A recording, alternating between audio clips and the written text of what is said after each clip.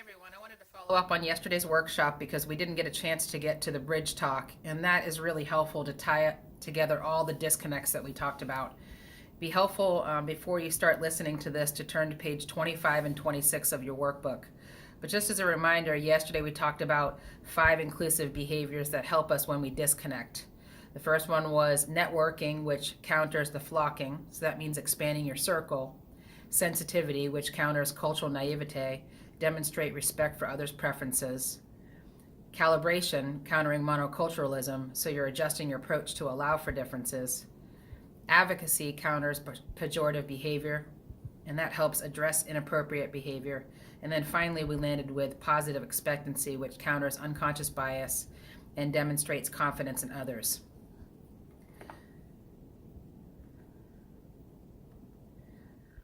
So when those disconnects happen, the first step in bridging this big gap that you'll see is to initiate, which means you're going to be examining the issues and inviting dialogue.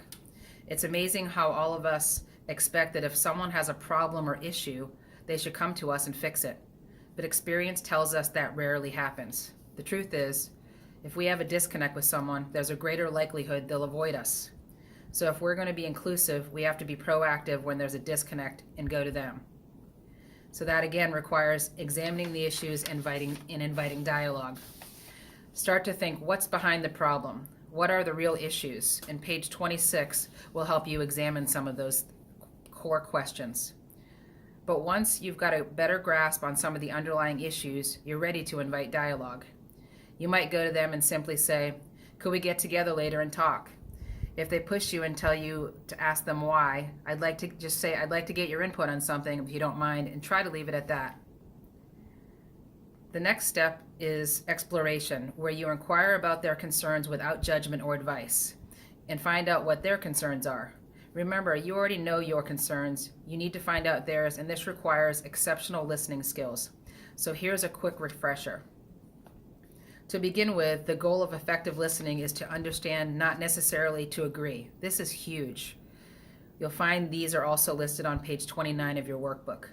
Most of us think we have to reach an agreement on things in order to connect, but that's not always necessary. You can understand someone without agreeing with them, and that's the real goal of listening. So some tips for listening is, first, invite the other person to go first. One of the most brilliant and effective maneuvers in the art of diplomacy is to invite the other person to express their views first. This can help them feel more valued, less defensive. You discover their real concerns instead of guessing, and they're more likely to listen when it's your turn. The next thing is don't talk. You can't listen and talk at the same time.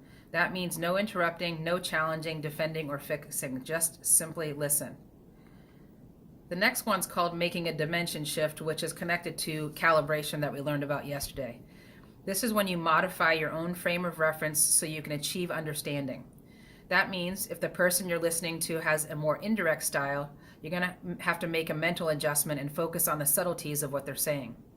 If they view time more casually, then you're going to have to be patient and avoid, for example, looking at your watch. If you're younger and they're older, if they're in operations and you're in sales, do what you can to see things from their perspective. The next thing is making the other person feel safe. Body language is really important. Most of our communication is nonverbal anyway. Have an open posture, make eye contact, and nod your head to show you're listening. It makes people feel safe and heard. Then, as they're sharing, confirm a proper understanding. So you check the message by asking, I hear you saying you don't really feel appreciated around here. Is that it?